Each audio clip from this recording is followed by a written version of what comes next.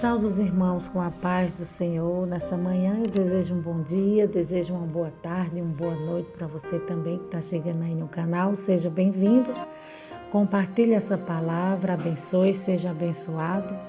E hoje eu vou deixar uma palavra de Deus para a sua edificação espiritual que se encontra no livro de Apocalipse, capítulo 3, verso 7 ao 8 e verso 11. Que tem como título Sexta Carta à Igreja de Filadélfia. E ao anjo da igreja que está em Filadélfia, escrevo isto, diz o Senhor, que é santo e que é verdadeiro, o que tem a chave de Davi, o que abre e ninguém fecha, e fecha e ninguém abre. Conheço as tuas obras e eis que diante de ti pus uma porta aberta e ninguém a pode fechar, porque tendo pouca força guardaste a minha palavra e não negaste o meu nome. Verso 11 diz, e eis que venho sem demora, guarda o que tens para que ninguém tome a tua coroa. Amém, amadas? E nessa manhã nós vamos falar a respeito das 7 igrejas da Ásia, né? Uma revelação poderosa que o Senhor dos exércitos, né? O Senhor Deus Todo-Poderoso, deu à sua igreja através do seu servo, né? Através de João. Então, João estava preso na ilha de Pátima quando ele teve essa revelação poderosa sobre as 7 igrejas da Ásia, né? Que também a gente pode comparar essas 7 igrejas da Ásia com 7 tipos de pessoa. E é sobre isso que nós vamos falar. E a introdução dessa palavra fala assim: que Deus em Cristo continue nos guardando deste mundo tenebroso. E hoje nós vamos tratar de um assunto muito importante dentro da Bíblia que fala da igreja apaixonada por Jesus. Essa igreja está de coração aberto para ouvir o ensinamento e instrução vindo da parte de Deus. Nós lucramos quando ouvimos palavras de anciãos. Elas são sábias, elas devem ser acatadas. A palavra acatada significa consideração, respeitada. Elas devem ser ouvidas em silêncio. É como prego bem fixado pelos mestres das congregações de Israel. Ele está falando que as palavras do sábio, né, como está escrito no livro de Provérbios, elas são como prego bem fixado na parede. Então, são palavras assim que vai ser de extrema edificação. São palavras que vêm para te beneficiar, porque ela vem do alto, né? E tudo que vem de Deus é bom, seja para correção ou não, né? Aí fala assim, elas são como pregos bem fixados pelos mestres da congregação de Israel. E é interessante e nobre isso, meus parabéns a todo aquele que, de maneira simples e singela, tem um bom relacionamento com o seu próximo. E o nome de Deus, é claro, é glorificado. Nisso, quando você dá um bom testemunho, a sua linguagem é santa e não mundana. Nós todos temos que ter cuidado com a influência do mundo, que é chula. A palavra chula significa qualquer coisa, baixo escalão. Ele está falando aqui que a linguagem do mundo é muito cheia de gíria, né? A pessoa que é crente, que é servo de Deus, ele não deve ter gíria, ele não deve ter uma linguagem vulgar, falar de qualquer maneira, de qualquer forma, mas a gente tem que ter uma linguagem santa, né? Porque nós somos cidadãos do céu. Então, se nós vamos morar no céu, a nossa forma de falar e de viver tem que condizer com aquilo que a gente está falando, passando, né? Aquilo que a gente está vivendo, a gente tem que falar através das nossas palavras, das nossas atitudes, né? Há uma nuvem de testemunho que nos observa, né? Como eu já falei outrora, nós somos observados pelo céu, somos observados pelo diabo e pelos homens. Então há uma nuvem de testemunha, né? O céu observa para nos instruir, para nos abençoar. O diabo nos observa para nos acusar. E o homem nos observa para nos copiar, porque nós somos a igreja de Cristo. A partir do momento que você é a igreja do Senhor, o mundo te observa porque você tem algo diferente, você tem algo que chama atenção, você é luz. No meio das trevas nós somos luz. Quando um vagalume, né, que é um bichinho, um insetozinho, um vagalume, ele vem ao nosso encontro e ele acende no meio da luz, assim, ele chama atenção e ele incomoda também. Tem pessoas que ficam incomodadas. Então isso aí significa que Deus está na sua vida e você vai sempre incomodar as trevas, você vai sempre incomodar o mundo. Só que tem pessoas que estão no mundo que observam em você algo diferente e aquilo que tem na sua vida, ele quer para a vida dele, né? Vamos ter vigilância hoje e sempre. Existem pessoas que vão te provocar, irritar com palavras chulas, de baixo escalão. E você, para ter amor, para mostrar o amor de Cristo para elas, né? Perdoar e viver por ser sábio e prudente. O seu linguajar é bíblico e santo como um todo. Hoje nós vamos falar das 7 igrejas da Ásia e o que Cristo, aleluia, queria nos ensinar. Aleluia, glória a Deus, Deus é maravilhoso. E o que Cristo queria nos ensinar com a vida de cada uma delas. Jesus Cristo, ele envia as 7 igrejas da Ásia e para 2 igrejas Jesus Cristo só tinha elogios. Só 2 das 7 receberam esses elogios de Cristo. Jesus, quais eram essas igrejas? A primeira era Esmirna, a segunda era Filadélfia. As 5 igrejas restantes, Jesus tinha elogios e também críticas. Éfeso, Pérgamo, Tiatira e Sardes e Laodiceia. Para uma igreja, só Jesus tinha autocrítica para fazer a essas igrejas. Essa igreja chama-se Laodiceia. Então, queridos e amados irmãos, nessas 7 cartas, Jesus Cristo revela que ele não quer ver a igreja com os mesmos critérios que nós vemos, né? Ele está falando que Jesus ele não vê a igreja da forma que o homem vê, mas ele vê com os olhos de Deus, com os olhos de amor, de misericórdia. Ele vê o profundo, né? Ele vê por dentro. Ele não tem os mesmos critérios que os homens, né? Aí ele fala, critério que nós vemos, ela é a sua noiva amada. Quando faz o que ele manda, então nem sempre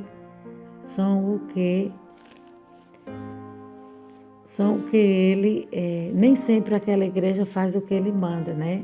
Mas quando ela faz o que ele manda, aí ele fica feliz, né? Quando a gente obedece ao Senhor, Deus fica feliz, né? Porque nós somos a noiva do Cordeiro. Ela é a sua noiva amada. Quando faz o que ele manda, então nem sempre são o que aparentam ser as igrejas atuais. Existem igrejas em contraste, quando as igrejas estão sobre o olhar prescrutor de Jesus Cristo. Por exemplo, Éfeso era uma igreja ortodoxa, firmes, mas sabe o que não existia em Éfeso? O amor, né? Prescrutar significa ensinar, tá, amados? Essa palavra prescrutar significa ensinar. Ela tem um bom vocabulário, um bom linguajar. Inquirir. Em Éfeso ele está falando que era uma igreja boa, era uma igreja que passou 50 anos na presença do Senhor, servindo o Senhor. Só que com o decorrer do tempo ela foi perdendo esse primeiro amor, né? Vê as lutas, tribulações e roubou isso dela. roubou esse fervor, esse ânimo, esse vigor. Então ela se tornou uma igreja assim, sem o primeiro amor. Ele está falando, e o que não existia em Éfeso era o amor. Uma igreja ortodoxa, mas sem a benevolência do amor, né? Já Esmirna era uma igreja pobre diante dos homens, porém rica aos olhos do Senhor, né? Ela se manteve firme, né? De todas as igrejas, né? Dessas 7 igrejas, que significa 7 pessoas, eu falo assim, eu classifico, porque a gente pode fazer essa comparação. As 7 igrejas de Cristo significa 7 tipos de pessoas, né? Tem pessoas que estão dentro da igreja é fria, é morna, é inconstante, né? É falso, é mentiroso, não tem firmeza. Então, cada igreja dessa pessoa, cada igreja que está sendo citada aqui, pode significar o caráter de uma pessoa, né? Já Esmirna era uma igreja pobre diante dos homens, porém rica aos olhos do Senhor. A igreja de Esmirna era uma igreja pobre porque ela não queria se corromper. Segundo os estudiosos, ela não queria se misturar. Então ela preferiu ficar na pobreza servindo o Senhor do que na riqueza e indo para o inferno, porque a Bíblia diz que é melhor comer um bocado seco e com ele ter paz do que a casa cheia e com contendas. E Pérgamo era um lugar onde estava o trono de Satanás. Uma coisa terrível, mas Antipas está pronto a morrer como morte por amor a Jesus Cristo na igreja de Pérgamo. Então, esse Antipas, segundo os estudiosos, era um homem de Deus, né? Um evangelista, que ele deu a vida por amor à igreja, né? E Tiatira era uma igreja mundana. Como a cidade era mundana, mas contudo, uns poucos crentes permaneciam fiéis ao Senhor Jesus. Esses que são chamados de remanescente, né? Eles eram fiéis. Eles não se contaminaram com o mundo, né? E Sardes, ela tem a fama de uma igreja viva, mas aos olhos de Jesus Cristo, a igreja de Sardes está morta. Alguns crentes nessa igreja estão no CTI espiritual e pouquíssimos crentes que estavam nessa igreja não se contaminaram. Eles falam dos remanescentes, né? Que embora dentro dessa igreja ela fosse uma igreja corrompida, né? Mas ainda havia aquele pouquinho de pessoas que não se deixavam corromper, né? O mínimo. Aqui, dentro dessa igreja não se contaminavam. Sempre tenho uma reserva, graças a Deus por isso, ele está falando. Filadélfia era uma igreja que tinha pouca força aos olhos do mundo, mas era uma igreja fiel diante do Senhor, né? Diante do Senhor Jesus Cristo, né? Colocou sobre ela uma porta aberta a qual ninguém poderia fechar. Laodiceia era uma igreja que considerava-se ser rica e abastarda, mas contudo, outro sim, aos olhos de Jesus Cristo, ela era uma igreja pobre, cega e nua. Essa era o retrato da igreja de Laodiceia. Ela confiava em si, ela era morna e vomitada da boca de Deus. O vômito é aquilo que te faz mal. Então, quando você come uma comida, né, você se alimenta de algo e aquele alimento te faz mal, você coloca para fora. Assim era essa igreja, a igreja de Laodiceia. Aos olhos do Senhor, ela era como um vômito, como um alimento ruim. Ela não se decidia se ela ia para a esquerda ou se ela ia para a direita, se ela servia a Deus ou se ela servia o mundo. Então, ela estava em cima do muro. Então, esse tipo de pessoa, a Bíblia diz que Deus vomita, né? Hoje nós vamos meditar na natureza da igreja, a sua existência, o que a faz funcionar, bem como os desafios maiores que ela tem enfrentado através da sua história. E hoje eu queria falar de 3 desafios que a igreja enfrenta desde que ela nasceu até os dias de hoje, para enfrentar e servir aqui a Deus na terra. O esfriamento espiritual, perseguições e o mundanismo. Vamos encontrar esses 3 desafios muito claramente expostos nas igrejas iniciantes do século I. E eu tenho em mente especialmente as 7 igrejas do Aleluia, Jesus querido, do Apocalipse. Nós vamos dar uma olhada nas cartas que o Senhor Jesus enviou através de João a estas igrejas e aonde elas tratam desses 3 pontos. A igreja que já estava esfriando no amor, havia igreja que estava se misturando à cultura da sua época, excessivamente, que a gente chama de mundanismo. E havia igreja que estava sofrendo com a perseguição. Essas 3 coisas sempre perseguiam a igreja. E hoje não é muito diferente, não. Desde os seus 2000 anos de existência. O autor deste livro é o apóstolo João. Ele estava na ilha de Patmos, uma ilha presídio. Se você olhar no mapa, ela fica na costa adjacente no mar Mediterrâneo, está falando. Eita, Jesus, maravilhoso. E de frente para hoje, ele está falando, e de frente para hoje, que se chama Turquia. Crescia que naquela época era chamada de Ásia, e onde havia cidades nas quais Paulo havia plantado igrejas. Talvez Pedro tinha passado por lá e outros missionários tinham passado por lá, e havia uma grande proliferação de igrejas que havia, na sua maior parte, originada por trabalhos apostólicos. E quando João escreveu essa carta, ele estava na ilha de Patmos, preso por pregar a palavra de Deus e do testemunho de Jesus. João foi exilado pelas autoridades humanas no ano 80. Aleluia. No ano 80, né? Mais ou menos o Império Romano já estava movendo perseguições contra os cristãos.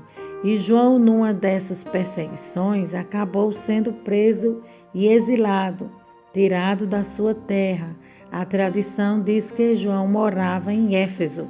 Era onde ele ministrava, e tiraram ele de lá e colocaram ele como prisioneiro. E lá nessa ilha, no dia específico que ele menciona na Bíblia como o dia do Senhor, esse é o domingo. Interessante que a essa altura a expressão dia do Senhor já se refere o primeiro dia da semana. Não é certamente o sábado, mas é o domingo. O dia do Senhor, porque é o dia da ressurreição de Cristo, né? Já é um tempo técnico que aparece no Novo Testamento para designar o primeiro dia da semana, já indicado a mudança do sábado para o domingo. Então ele estava nesse dia do Senhor, na ilha, quando de repente ele tem uma visão. Ele é levado em espírito à presença de Deus. E João, em seguida, ele relata o que ele viu, ele teve uma aparição de Cristo em glória. O Senhor Jesus aparecia com uma veste na altura do peito, uma cinta de ouro, os cabelos e a cabeça eram brancos, olhos como chamas de fogo, os pés brilhantes como bronze polido, havia espada que saía da sua boca, a sua voz era como de cachoeira. Cristo lhe apareceu em glória e tem uma missão para João. Ele diz: João, o que você vê, escreva em livro e mande às 7 igrejas, Éfeso, Esmirna, Pérgamo, Tiatira, Sardes, Filadélfia e Laodiceia. O livro de Apocalipse é, portanto, uma mensagem que Jesus Cristo mandou às 7 igrejas que estavam na região da Ásia, atualmente a Turquia e Grécia, e que havia sido plantadas mediante o trabalho apostólico.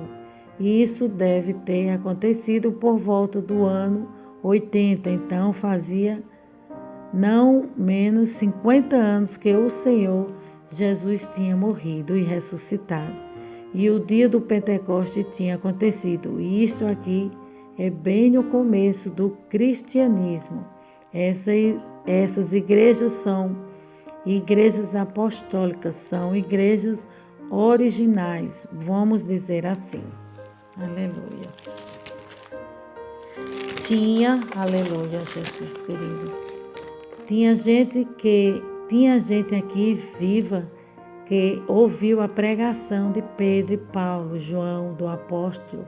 Essa era a primeira geração de igrejas e das 7 igrejas mencionadas aqui só tem uma que não é repreendida. As outras 6 são reprovadas por Deus. Essas 3 coisas têm o poder de destruir as igrejas: esfriamento, perseguições e mundanismo. No ponto de vista do escritor, ele está falando que o esfriamento afasta a igreja do Senhor, as perseguições e o mundanismo. Já no meu ponto de vista, eu creio que o que afasta mais o homem da presença do Senhor é o mundanismo, né? São as coisas do mundo. Mas a gente pode dar crédito também a isso que ele falou. De certa forma, tem uma importância, né? O esfriamento, quando a gente começa a esfriar, quando o homem começa a esfriar, ele começa a esquecer de Deus e se afastar de Deus, né? Pessoas que se esfriam, elas não querem mais saber do Senhor, só querem saber das coisas do mundo, dos prazeres da carne. As perseguições, a Bíblia diz que nos torna mais fortes, porque quanto mais o crente é perseguido, mais ele vai buscar refúgio em Deus, abrigo em Deus, então ele se torna mais forte, né? Esses grupos de igreja eram parecidos em esfriamento. Éfeso abandonou o primeiro amor. Sardes, essa estava morta e achava que viva. Laodiceia, essa era morna ou indecisa. Então aqui ele está falando dessas 3 igrejas, que significa também 3 tipos de pessoa. Existem pessoas que abandonou o seu primeiro amor. Está dentro da igreja, prega, louva, participa das programações do culto, porém abandonou aquele fervor, aquele primeiro amor, fazia as coisas com vigor, com ânimo, com prazer, com alegria. Existem pessoas que fazem as coisas no automático, né? Faz as coisas como se tivesse ligado um robô, faz por fazer. E não é isso. Deus quer que a sua igreja, que perdeu o primeiro amor, que abandonou, volte para o primeiro amor. Começa a se humilhar, começa a buscar, começa a clamar, pedir socorro ao Senhor, que Ele vai te ajudar. E Sardes. Éfeso era a igreja que perdeu o primeiro amor. Sardes significa uma pessoa que está morta, né? Morreu, está dentro da igreja, não tem mais vida, morreu. Era uma igreja morta, ela estava morta e achava que estava viva. morta nos seus deleites, nos seus pecados, nas práticas errôneas, afastou ela de Deus. E quantas pessoas não estão mortas espiritualmente, só prega heresia? Para começar, quando a pessoa está morta espiritual, ela prega heresia, ela prega coisas contrárias à palavra de Deus, ela prega contra a palavra de Deus. E Laodiceia, essa era morna ou indecisa. Então, a igreja de Laodiceia são pessoas que estão dentro da igreja e ela é morna. Ela é morna, ela não sabe se quer Deus, ela não sabe se quer o muro, ela fica em cima do muro, entendeu? Ela não sabe se quer Deus, ela não sabe se quer a sua mente fica cogitando, seu coração fica dividido, né? Então, Laodiceia significa uma igreja que tem um coração dividido. Eram igrejas do primeiro século, igreja muito próxima da morte e ressurreição de Cristo no Pentecoste, mas já apresentavam esse problema. O coração delas havia se afastado de Deus ou enfraquecido, desânimo, sem fervor, sem compromisso. Embora as atividades da igreja continuassem, Jesus faz uma chamada a essas igrejas, ao arrependimento e a uma ameaça. Se a igreja não se arrependesse, alguma coisa vai acontecer. E faz uma promessa àqueles que fossem fiéis, né? Permanecessem fiéis e terminassem seus dias fiéis, dizendo: quem tem ouvidos, ouça o que o Espírito diz à igreja. Aquele que for fiel receberá a coroa da vida. A igreja de Éfeso tinha uma boa doutrina. Ela colocava à prova os líderes que queriam se passar por apóstolo, né? Tudo isso a igreja de Éfeso fazia, mas ela havia abandonado seu primeiro amor. Esse era o defeito que tinha nela, né? O mal que havia, né, na sua vida, na vida da igreja. E ela testava para saber se era apóstolo ou não. Era uma igreja que estava sendo perseguida e não se deixou esmorecer. É possível uma igreja ser ortodoxa, né? Falando que ortodoxa, fiel aos ensinamentos da palavra de Deus, trabalhar muito, ser boa na doutrina, aguentar perseguições. Mesmo assim, foi chamada a atenção porque lhe faltava o primeiro amor. A Bíblia diz que sem amor, a nossa vida é como um sino que soa, né? A vida só tem sentido, a nossa vida na presença de Deus só tem sentido com amor, porque o amor, ele é o carro-chefe. O amor, ele traz todos os frutos do Espírito Santo, né? O amor, ele traz a benignidade, a bondade, a paciência, a mansidão. Sem amor, nós não somos nada, né? A nossa vida só tem sentido se o amor ágape de Cristo estiver derramado verdadeiramente em nosso coração. Quando nós vimos a história de Éfeso, descobrimos que ela foi fundada em meio ao grande avivamento espiritual. Está lá no capítulo 19 do livro de Atos. Paulo chega na cidade, prega o evangelho, um grande avivamento espiritual acontece, centenas de pessoas se convertem, inclusive bruxos e feiticeiros se convertem e queimam seus livros de magia em praça pública. Inclusive lá em Éfeso tinha uma escola de feitiçaria. Isso a arqueologia descobriu no ano 50, descobriu a biblioteca inteira deles lá. E gnosticismo também. Tudo acabou com a chegada da igreja. Nesses livros continha mal olhado, família da...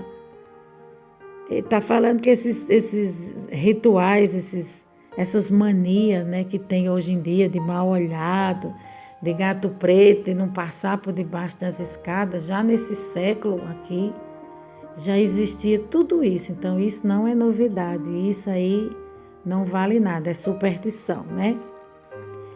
Então, mal olhado, família da prosperidade, eram pergaminhos achados, mas depois de 50 anos a igreja esfriou, fazendo as coisas na rotina. Ele está falando aqui que a igreja de Éfeso, ela passou 50 anos na presença do Senhor, cumprindo a palavra de Deus. O avivamento lá foi forte, né? Mas depois de 50 anos ela caiu na rotina, ela não fazia mais por amor, ela fazia por fazer.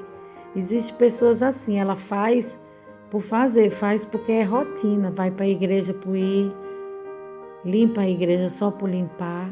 E não é isso que Deus quer. Deus quer que a gente faça tudo para Ele com amor. Vá para a igreja de Deus, não por obrigação, mas por amor, porque você ama o Senhor, porque você tem um compromisso e uma aliança com seu Deus.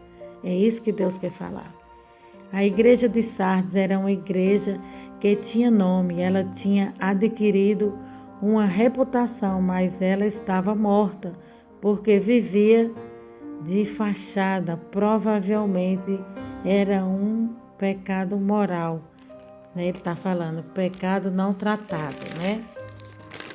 Glória a Deus. Ele está falando que a igreja de Sardes talvez ela tivesse um pecado moral que não confessou. Aí ela morreu, né? Ela morreu. E a igreja de Laodiceia pensava que estava tudo bem com ela. Ela dizia: estou rica e abastada, e não precisava de coisa nenhuma.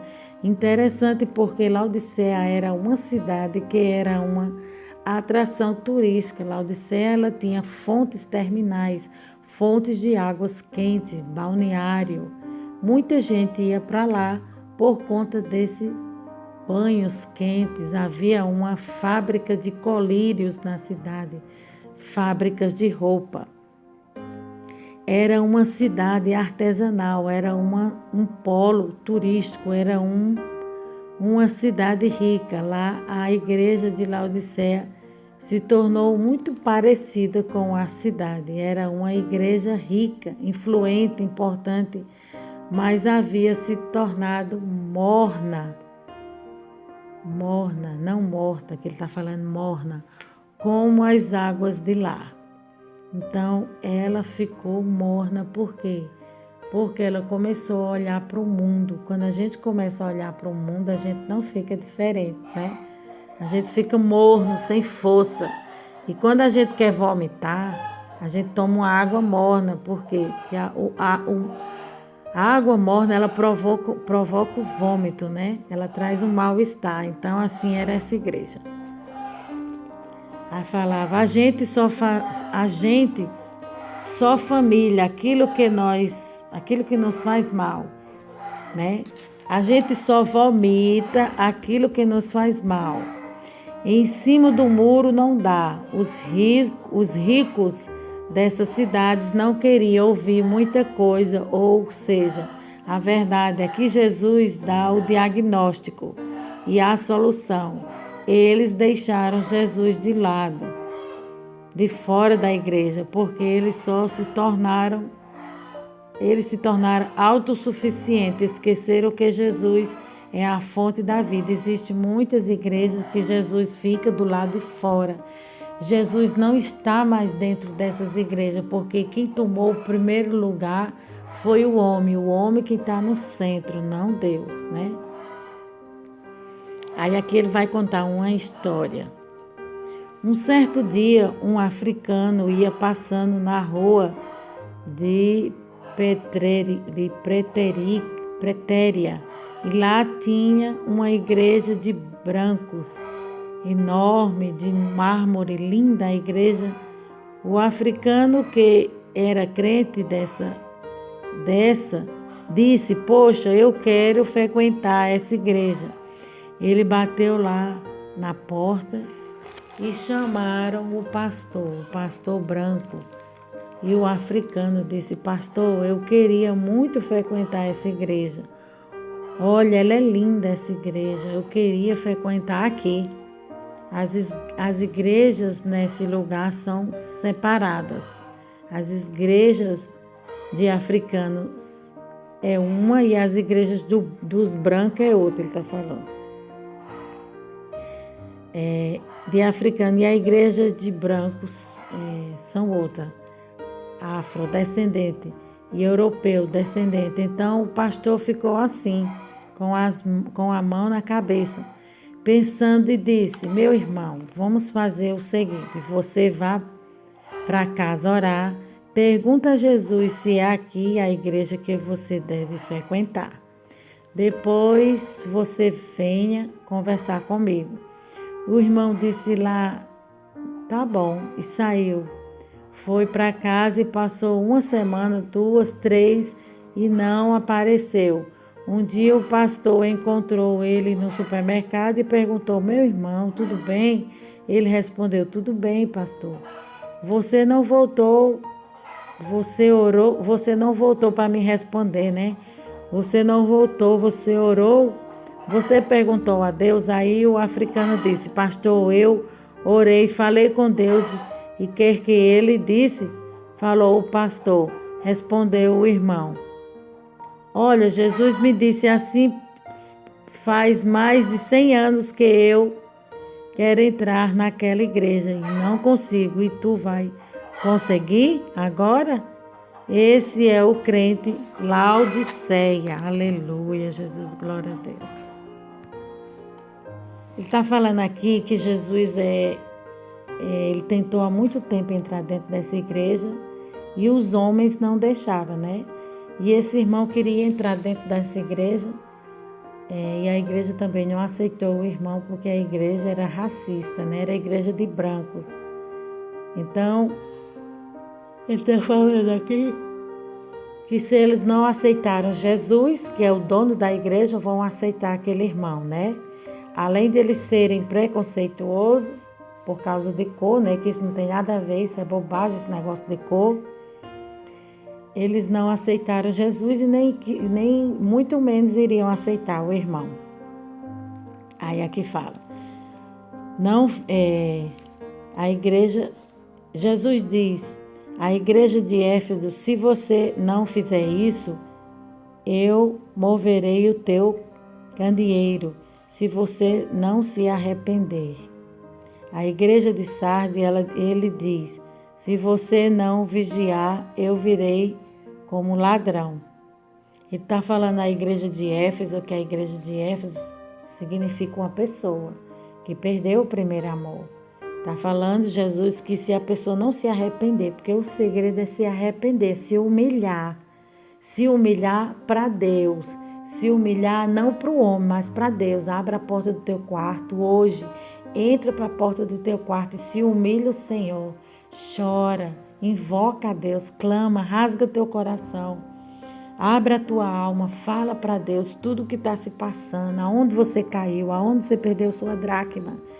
Jesus está falando que se você se arrepender, eu vou te renovar, eu vou fazer tudo novo na tua vida. Agora, se você não se arrepender, eu vou remover o teu candeeiro, eu vou remover a minha presença, eu vou tirar a minha presença da tua vida, aquilo que você ainda tem de mim, porque você não se decide o que você quer, né? Dureza de coração não leva o homem para o céu. O que leva o homem para o céu é o arrependimento, é o aquebrantamento de coração. E a igreja de Sardes, ele diz: se você não vigiar, eu virei como ladrão e não conhecerás. Então, Jesus está falando que ele virá como ladrão, virá de repente, né? De modo algum em que hora virei contra ti. Ele está falando aqui que para a igreja de Sardes, né, Jesus virá com cobrança. A qualquer hora a cobrança virá, né, para essa igreja. A igreja que precisa se posicionar, né? Ele está falando de 6 igrejas que precisam se posicionar. 6 tipos de pessoas que precisam de uma mudança. de algo novo, de uma transformação. E para a igreja de Sardes não é diferente. Deus está falando que Ele vai vir a qualquer momento, a qualquer hora, como um ladrão, Ele virá, e virá com cobrança. E a Laodiceia, que se a igreja não se arrepender, então vai ficar fora, né? Vai ficar exposta à sua vergonha, a fim de que não seja manifesta a vergonha da tua nudez, né? Vai ficar clara, né, a sua vergonha, a fim de que não seja manifesta a tua nudez. Ele está falando que Laodiceia também precisa se arrepender, todas essas igrejas, né? Ou seja, o Senhor Jesus, como o Senhor, chama a atenção da igreja por amor ou ao arrependimento. Sempre, senão eu vou disciplinar você, a minha mão vai pesar em você, ele está falando, né? Agora vamos ver o grupo de 3 igrejas perseguidas, né? Está falando que a igreja do Senhor, ela é perseguida, a igreja do Senhor, ela é afrontada. Aí falou que a mão do Senhor pesa também para aquelas igrejas que não têm compromisso, que não faz o que é certo, não prega a palavra de Deus de forma certa. No século I havia um problema com comer carne. O maior fornecedor de carne eram os templos pagãos que imitavam o que acontecia com os judeus dentro do judaísmo. No período do Antigo Testamento, Deus ordenou a construção de um altar e determinou que fosse feito sacrifícios de animais 3 vezes ao dia, que os animais tinham que ser de primeira mão. Não podia ser qualquer animal a ser oferecido no altar de Deus. O israelita, então, ele trazia o melhor do rebanho que era sacrificado pelo sacerdote no altar e dedicado a Deus. E o que acontecia com aquela carne? Centenas de animais eram sacrificados para que o pecado daquele povo fosse apagado, né? Como oferta também. Eram sacrificados no templo de Salomão todo dia, e uma parte daquela carne era queimada no altar, outra jogada fora, as tripas, os excrementos, couro, provavelmente, e uma boa parte ficava, aleluia, para o sacerdote como pagamento dele. E uma outra parte desse animal, o adorador tinha a oportunidade de ir ali no templo comer aquela carne com a sua família. Era assim, eles assavam aquela carne, a melhor parte era para o Senhor. E se ele quisesse, podia comer em casa, a sua parte com amigos também. Antigamente o sacerdote, a cada 5 quilos de carne que ele ganhava por não ter refrigeração para manter a carne sem apodrecer, eles talvez conservavam elas no sal, que não duravam muito. Era muito tempo, né? Que não durava muito tempo. O resto dessa carne ia para o açougue municipal. Então, o que abastecia os açougues eram os templos. Então, o que estava sendo questionado aqui era o que se podia comer ou não. Então, se você fosse em Éfeso, em Corinto ou Laodiceia e comprasse um pernil, quase que sempre aquela picanha tinha vindo do templo e oferecido ao seu Deus. Os pagãos faziam o mesmo que os judeus. Fazia parte da cultura. O povo questionava se podia comer essas carnes ou não, e Paulo tratou desse assunto na primeira carta aos Coríntios 8, capítulo 8, verso 9 e 10, e ele respondia 3 perguntas aos coríntios, né? Paulo respondeu 3 perguntas ao povo de Coríntios. eu posso ir ao templo pagão comer carne? Resposta de Paulo: não. Posso comer carne do mercado, correndo o risco que ela veio do templo? Resposta de Paulo: sim, coma e não pergunte nada. Se o amigo pagão me convidar para uma, aleluia. Ele estava questionando aqui se eles podiam comer certos tipos de comida ou não. E a Bíblia diz que é só orar, né? Tudo que você for comer, você ora, consagra o Senhor, mesmo que aquela comida esteja amaldiçoada, envenenada, seja o que for, Deus vai quebrar aquele mal através da sua oração. Aí aqui ele fala, pagando para... Aleluia, Jesus. Era isso que estava acontecendo, né? Aí Paulo fala assim, se o amigo pagão, eles estavam perguntando, se o amigo pagão me convidar para uma churrascada na casa dele, com certeza aquela comida foi sacrificada ao ídolo dele. Posso comer? Resposta de Paulo, sim e não. Se ninguém levantar o assunto, pode comer. Mas se alguém disser é carne sacrificada a ídolos, não coma, para evitar escândalo com os mais fracos. É só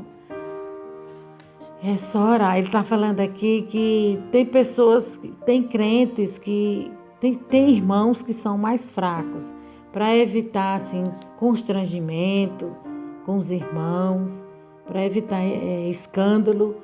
Então não coma carne sacrificada a ídolos estranhos. Tem pessoas que não tomam Coca-Cola porque diz que é pecado, não come carne de porco. Aí a Bíblia nos ensina que a gente deve evitar de comer essas coisas na frente de outros irmãos que são mais fracos, que não têm a mesma fé, a mesma medida de fé que a sua. A Bíblia diz que quem for mais forte suporta os mais fracos, né? É isso que Paulo quer passar, esse ensinamento. Aí ele fala aqui desse jeito. Sim ou não? Se ninguém levantar o assunto, pode comer. Mas se alguém disser carne sacrificada a ídolos, não coma. Para evitar escândalo para com os mais fracos, né? Mas a Bíblia, no entanto, diz que é só orar. Mas para evitar confusão, problema com os irmãos, discussão, não coma perto dele. Não beba esse tipo de refrigerante perto dele, coca, né? Evita esse tipo de coisa.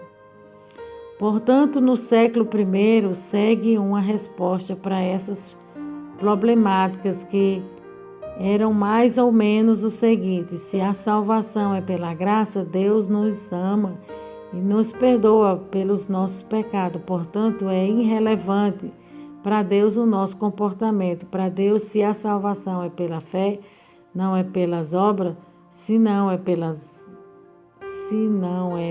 obras, o meu comportamento não influencia a salvação. Por isso eu posso aproveitar de tudo o que há no mundo.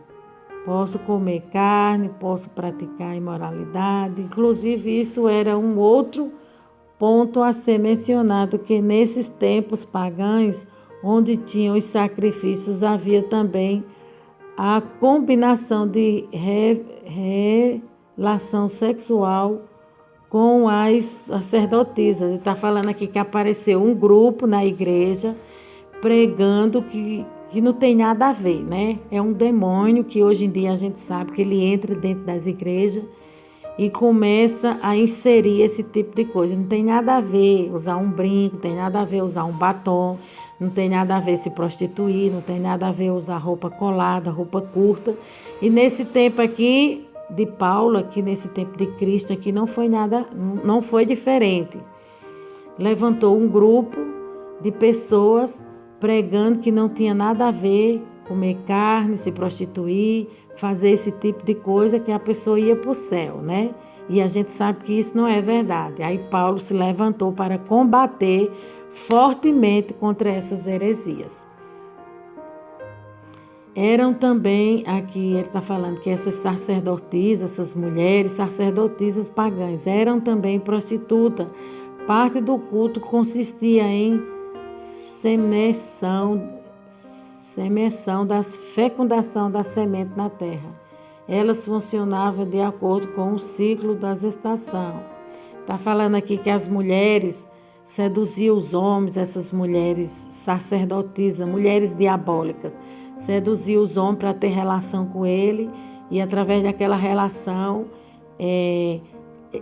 elas diziam que ia abençoar as plantações, abençoar a terra, era tudo mentira. Aqui ele fala, então a gente sabe isso através da arqueologia e vendo como eram as religiões daquela época. E nesse tempo existiam câmeras para esse ato. Lá dentro do templo, as sacerdotisas que seduziam os homens que iam lá, praticavam os atos sexuais lá dentro mesmo. Teve uma pessoa no século I que defendeu isso, que é Nicolau. Alguns dizem que ele é um dos 7 diáconos mencionado em Atos 6. Ele depois desviou dos mandamentos do Evangelho e ele originou uma seita de Nicolaitas. E essa seita ensinava exatamente isso aos cristãos da época, que eles poderiam participar dos sacrifícios aos ídolos estranhos, prostituição e carne desses rituais e seitas dos Nicolaitas mentirosos cresceu. E numa das igrejas dele tinha uma mulher chamada Jezabel, profetisa perversa. Esse era o movimento dos libertinos, desse pessoal que entendia que a doutrina da justificação abria porta para uma vida de imoralidade, hoje em dia chamada de não tem nada a ver. A Bíblia diz que quem morreu com Cristo não pode viver mais pecando e que a graça foi dada não para que eu viva no pecado, mas para que eu seja liberto do pecado em todas as suas dimensões. Romanos 6, A graça de Deus não é uma licença para a gente viver pecando, mas é o poder que nos liberta do domínio do pecado. Aqui nesse mundo, o judeu escreveu a sua carta justamente contra os libertinos. Essa era uma heresia sem lei, Já os judeus, glória a Deus, ortodoxos, dizia que tinha que guardar a lei. Ele está falando aqui 2 grupos de pessoas que tinha na igreja. Um queria guardar o Velho Testamento. Estando na graça, a pessoa queria guardar o Velho Testamento, que no caso, o Velho Testamento não estava sendo mais válido não é mais válido para os nossos dias atuais, porque nós estamos na graça, então a gente tem que viver o tempo da graça. O tempo da lei já se foi, nós estamos no tempo da graça. Nós observamos e respeitamos o tempo da lei, porém nós temos que obedecer o Senhor, que é viver e praticar a graça do Senhor. Mas praticar a graça do Senhor não é fazer tudo, Mas é fazer tudo sim, com ordem e decência, como a Bíblia ensina. Então esses 2 grupos iam ao extremo. Um podia fazer tudo e o outro não podia fazer nada, porque estava na lei. Um estava na lei e o outro não estava na lei. Então, assim, eram dois grupos opostos e ensinavam coisas erradas para o povo. Pérgamo era uma cidade que até era fiel, o problema era a adoração errada. Lá era o trono de Satanás. Lá em Pérgamo havia uma grande estátua, o templo erigido em sua homenagem, e ele era adorado, e não Deus, e a igreja se corrompeu.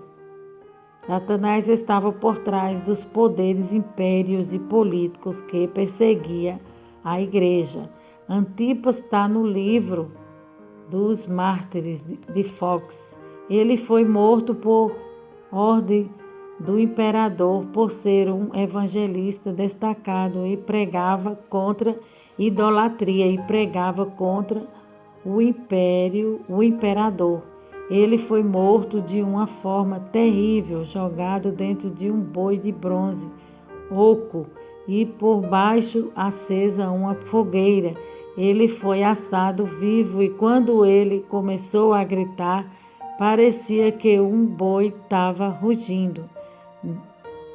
Nessa forma de tortura da época, e todos se divertindo, os que eram contra a igreja, né? Estava se divertindo. Essa igreja, uma parte dela não valia nada, estava apodrecida, ele está falando. E não valia nada, era podre, e a outra era sã, era a boa parte.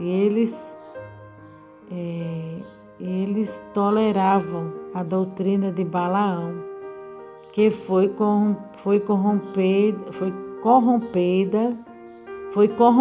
através das mulheres mais bonitas. Ele corrompeu o povo de como seduzir e enganar os judeus. Então aqui Deus está falando, né, sobre a igreja de Pérgamo. Uma parte era boa e outra parte estava estragada. Eles foram corrompidos pela doutrina de Balaão. Balaão era um falso profeta, né, que foi corrompido, deixou seu coração se corromper pelo amor ao dinheiro. E ele, por não poder amaldiçoar Israel, o rei deu um dinheiro para amaldiçoar Israel, e ele não podia amaldiçoar Israel. Então ele arrumou uma estratégia maligna, mandou escolher as mulheres mais bonitas para que derrubasse os israelitas e enfraquecesse o povo, e Deus, o seu Deus o condenasse, que no caso o Deus dos judeus, né? Porque quando a gente faz coisas de errado, o nosso Deus, ele chama a gente a atenção, a gente é punido quando a gente faz coisa de errado. Então era isso a estratégia do mal. A estratégia do diabo é sempre tirar o homem da presença de Deus, né? Seduzir e enganar os judeus e minar o povo, tá vendo? Armar ciladas. Quem faz isso? Satanás. Armar ciladas. Essa era a arma do inimigo na Idade Média. Já existia o swing, troca de casal. Ele está falando que desde a Idade Média já existia esse tipo de prática, esse tipo de coisa. Não é novo, já é antigo. Através dos libertinos, persegue os santos. Essas perseguições é antiga. E o pecado da igreja de Tiatira era tolerar a Jezebel. Ele introduziu o culto aos ídolos, a Baal, a Israel, e ela gostava de prostituição. Os estudiosos não sabiam se essa mulher era a mesma Jezabel casada com o rei Acabe. Ela dizia que você precisava conhecer Satanás para poder combatê-lo. Nisso ela tinha a intenção de enganar o povo de Deus, né? Essa Jezabel aqui, que está sendo citada, ela dizia que para você combater Satanás, você tinha que conhecer os seus poderes, conhecer ele, né? E não é isso que a Bíblia ensina. Nunca precisou conhecer o pecado. Ele está falando aqui. Não, peraí, deixa eu ler aqui de novo. Nisso ela tinha a intenção de enganar o povo de Deus. Deus nunca precisou conhecer o pecado, né? Experimentá-lo. Ele sabe porque ele é Deus e Senhor. O homem não precisa conhecer o pecado na prática, mas na teoria. Deus conhece o pecado pelo antagonismo. Antagonismo significa forte oposições de ideias, rivalidade. Deus conhece o pecado porque ele é Deus, ele não precisa pecar para conhecer. Ele não precisa saber o que é pecado, experimentar o pecado para saber o que é pecado. Ele é Deus, ele sabe de todas as coisas, né? Então o diabo ele vem para distorcer a palavra de Deus. O diabo, ele é o pai da mentira. Aí aqui fala, para igrejas perseguidas, Jesus diz, isso ser fiel até a morte, dar-te-ei a coroa da vida. E o sofrimento e a perseguição têm dois resultados, dois afetos. Purificar a igreja, e a igreja, por um lado, glorificar a Deus. Então, ele está falando aqui que o sofrimento e a perseguição têm dois resultados, né? Dois efeitos. Purificar a igreja. Glorificar a Deus. Glória a Deus. E aqui agora nós vamos entrar para a palavra de Deus, depois dessa leitura, dessa introdução e desse estudo, no livro de Apocalipse, capítulo 1. Glória a Deus, peraí. Apocalipse, capítulo 3. Ou melhor, Apocalipse, capítulo 3, verso 7. Que fala assim, ao anjo da igreja que está em Filadélfia, escrevo isto, diz o Senhor, que é santo e verdadeiro, o que tem a chave de Davi, o que abre e ninguém fecha, e o que fecha e ninguém abre. Conheço as tuas obras, e eis que diante de ti pus uma porta aberta e ninguém pode fechar, porque, tendo pouca força, guardaste a minha palavra e não negaste o meu nome. Deus está elogiando essa igreja de Filadélfia, né? Filadélfia significa amor. Foi a igreja mais amada e apreciada, porque ela se manteve firme até o fim. E a Bíblia diz que se for fiel até o fim, dar-te-ei a coroa da vida. Então, o segredo de tudo isso aqui é se manter firme, olhando sempre para o alto, de onde vem o nosso socorro, vem do Senhor. Venha o que vier, venha os temporais, venha as provas, as lutas, a igreja que vai permanecer de pé, o homem que vai permanecer de pé, é o homem que tem Deus no centro da sua vida, é o homem que guarda a palavra de Deus no seu coração. Amém? Aqui eu vou trazer um resumo dessa palavra, para que esse estudo não fique grande. Ásia Menor, hoje é a Turquia. Éfeso, esse é o período inicial da igreja. Ela se manteve no fervor viva por 50 anos, aproximadamente. Mas depois deixou o primeiro amor, ela relaxou, né? Então, Éfeso está falando que é uma pessoa relaxada. Começou bem, terminou mal. Né? O mais importante de tudo isso é você terminar bem. Mesmo que você comece mal, termine bem. Né? O mais importante é o final da história, como ela vai terminar. Aí vai definir a sua vida com Deus, né? A decisão final da sua vida com Deus vai ser como o final da sua história vai ser escrito. Se vai ser escrito com amor, ou se vai ser escrito com ódio, ou com relaxamento, ou com dúvidas, ou com medo. Então, você é quem escreve a sua história, né? E Deus vai dar o aval, e Deus vai aprovar, quando você escrever a sua história de maneira certa. Então, Éfeso, ela relaxou, né? E o que significa o nome Éfeso? Éfeso significa habitar, habitante. Esmirna significa mirra. Era uma igreja que foi elogiada, pobre humanamente, mas rica espiritualmente. Lá existia plantações de mirra e um grande mercado público de 3 andares. Ela também sofreu vários terremotos, mas reconstruía todas as vezes. Então, aqui está falando de perseverança, né? Uma pessoa que é perseverante, uma igreja que é perseverante, ela consegue chegar até o fim.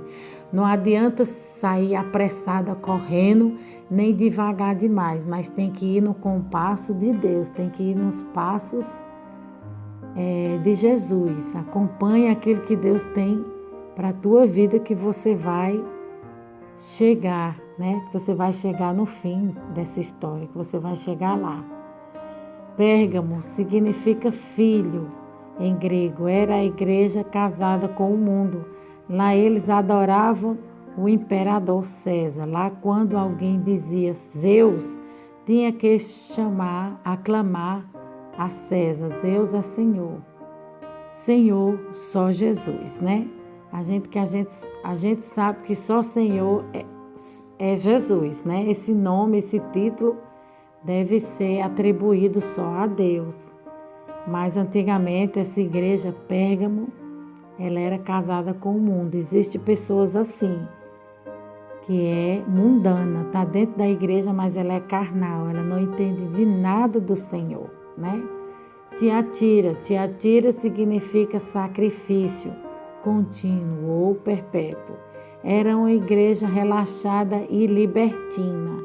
Era uma igreja imoral que deixou entrar a mentira, né? Deixou entrar o culto desses falsos profetas, desses falsos ombreiros, né? Que ensinava que não tem nada a ver, que tudo pode fazer, né? Como a gente já leu, os diáconos, que introduziu dentro da igreja um falso ensinamento, querendo corromper a igreja do Senhor. Então, são pessoas que para ela, tudo pode fazer, né? Ela pode se prostituir, depois pode ir para a igreja, né? Tomar a Santa Ceia. Pode ficar na prostituição e pode participar do corpo de Cristo. Então, tudo está errado dentro dessa igreja. São pessoas que andam segundo os desígnios do seu coração. O número 7 é transformação e aprimoramento, primícia. E é a primeira manifestação do homem para conhecer as coisas de Deus. Sardes significa aquele que escapam. Era uma igreja morta.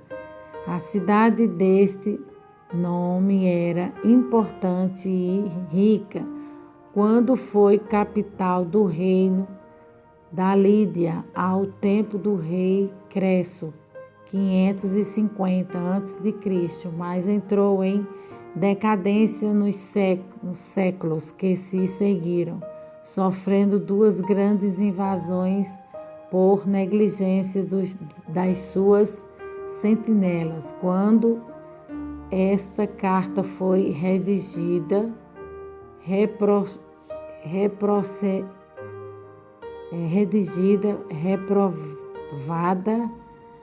nela o culto ao imperador romano. Então, Sardes significa aqueles que escapam. Era uma igreja morta, achava que estava viva, né? Quantas pessoas estão dentro da igreja e está morta espiritualmente? Elas morreram muitas das vezes não porque elas queriam morrer, mas elas morreram por causa de uma palavra que ela recebeu. Deixou entrar no seu coração, virou raiz de amargura. Então aquilo ali causou um mal tão grande que o afastou da presença do Senhor. Aí ela colocou outras coisas no lugar de Deus. No caso de Sardes, ela estava adorando ao homem, colocou o homem no centro da sua vida e não Deus. Filadélfia significa amor ou irmão. Ela só tem elogios e promessas vindas do Senhor Jesus, né? A Filadélfia, ela fica na Turquia. Hoje em dia, a Filadélfia, ela se encontra na Turquia. É a igreja perfeita, né? O ser humano que está na presença de Deus, mas o fogo do primeiro amor arde contínuo no seu coração. Filadélfia significa pessoas que fazem a obra de Deus não por interesse, mas faz por amor, né? Faça chuva ou faça sol, essas pessoas fazem tudo para Deus com o primeiro amor. Então, por isso que ela só recebeu elogios da parte de Deus. E é assim que nós devemos ser. Laodiceia significa aquela que é justa. No entanto, ela era uma igreja morna, estava indecisa em cima do muro. Ela não sabia para que lado ia, ela não sabia o que é que ela queria, né? Tem pessoas que é indecisa. Uma hora está no mundo, outra hora está dentro da igreja. Dizem que são pessoas que são chamadas de Raimundo. Raimundo é uma pessoa que uma hora ela está com o pé na igreja, outra hora ela está com o pé no mundo. Então ela não sabe o que ela quer. Ela é uma pessoa indecisa, é uma pessoa morna. Esse tipo de pessoa Deus vomita. Por quê? Porque ela é uma pessoa que não sabe o que quer. Ela quer dois senhores e a Bíblia diz que não tem como. Ou você odeia um, ou você odeia o outro. Ou você ama um e odeia o outro, ou você odeia o outro e ama um. Não tem como amar os dois, né? A preciosa mercadoria que Cristo oferece é o ouro que Cristo tem, é o reino do céu. A roupa que Cristo oferece são as vestes de justiça e da santidade. O colírio que Cristo tem, que abre os olhos para o discernimento espiritual. Amém, amados? E esse é o ensinamento de hoje, e essa é a palavra de Deus para a nossa vida. Vamos orar? Meu Deus e meu Pai, eu te louvo e te agradeço por essa palavra, que a tua palavra vá e ela surta o efeito, meu Pai, na vida de cada um, no coração de cada um. Que cada um nesse dia de hoje venha se examinar e venha ver em qual igreja cada um se encaixa. E venha corrigir, venha se arrepender e venha voltar para o seu primeiro amor, Pai. Pai, vai trabalhando na vida de cada um, Senhor, aonde essa palavra chegar. O Senhor confirme a bênção e a vitória. Em nome de Jesus eu te peço e te agradeço. Amém.